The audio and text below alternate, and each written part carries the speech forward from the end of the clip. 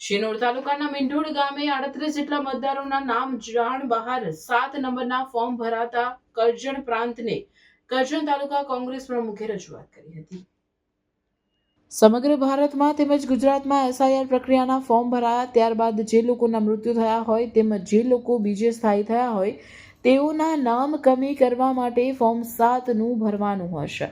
ત્યારે શિનોર તાલુકાના મીંઢોળ ગામે સુનિલભાઈ ચંદુભાઈ પટેલ નામના અરજદાર બનીને અન્ય કોઈ વ્યક્તિએ ખોટી સહી કરી 39 જેટલા ફોર્મ ભર્યા હતા, જેની જાણ કરજણ તાલુકા કોંગ્રેસ પ્રમુખ પિન્ટુ પટેલને થતાં સુનિલ પટેલને લઈ તેઓએ પ્રાંત અધિકારીને રજૂઆત કરી હતી. આ તો વાત એમ થઈ કે ચૂંટણી પંચનું કાર્ય કોંગ્રેસ કરી રહી છે.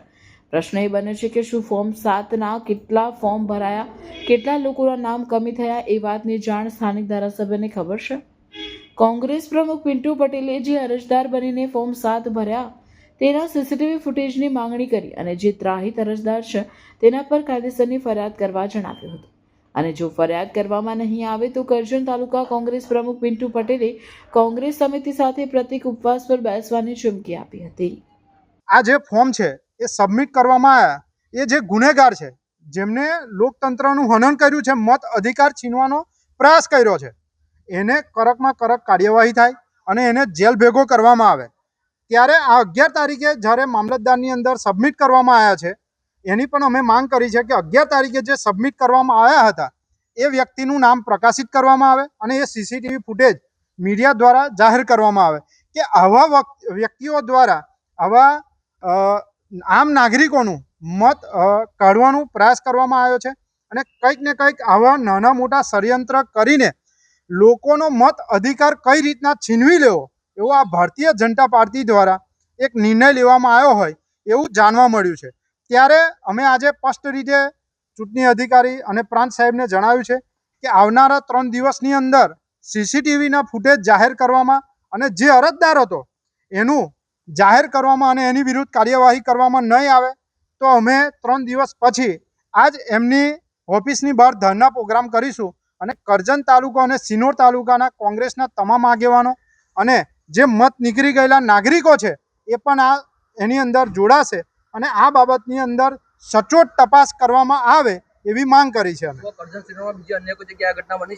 અન્ય ઘણી જગ્યાએ આવી ઘટનાઓ બની છે અને પર્ટિક્યુલર વ્યક્તિઓ, આ પણ એક હિન્દુ જ છે, હિન્દુઓના પણ નામ આ રીતના કાઢી નાખવામાં આવ્યા છે. કંઈક ને કંઈક સત્તાધારી પાર્ટી છે એને ન ગમતા લોકોના મત કાઢી નાખવાના આવ્યા છે. જે સવાલો કરે છે એવા લોકોના પણ મત કાઢી નાખવાનો ષડયંત્ર કરવામાં આવ્યું છે. આ લોકોના નામ કાઢવાનું જે ષડયંત્ર કર્યું છે એ મેં જાણતો જ નથી.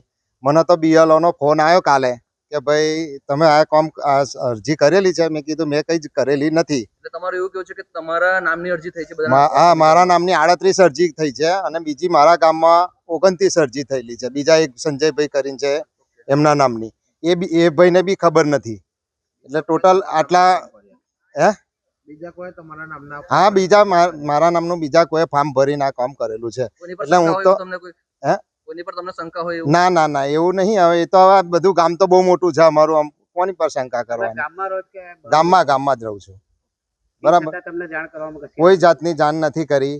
એટલે હું તો સરકારશ્રીને એ જ નિવેદન કરું છું કે ભાઈ જે તે આ વ્યક્તિએ જેને કર્યું છે એને ઉગાડો કરો, બરાબર છે ને, એને સજા થવી જોઈએ. ભરૂચના લોકો તૈયાર થઈ જાઓ વર્ષમાં માત્ર એકવાર આવતા વેપાર મેળા માટે.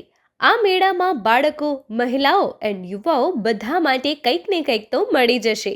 તો આજે જ પહોંચી જાઓ આ વેપાર મેળામાં. આ ગુજરાતનું સૌથી કન્ઝ્યુમર શોપિંગ એક્ઝિબિશન છે.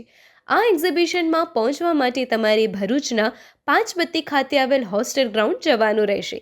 આ એક્ઝિબિશન 5 થી 10 ફેબ્રુઆરી સુધી રહેશે, જેનો સમય સવારે 11 થી રાત્રે 10 વાગ્યા સુધીનો છે. આ શોપિંગ એક્ઝિબિશનનો લાભો લેવા તેની એકવાર મુલાકાત જરૂરથી લેજો.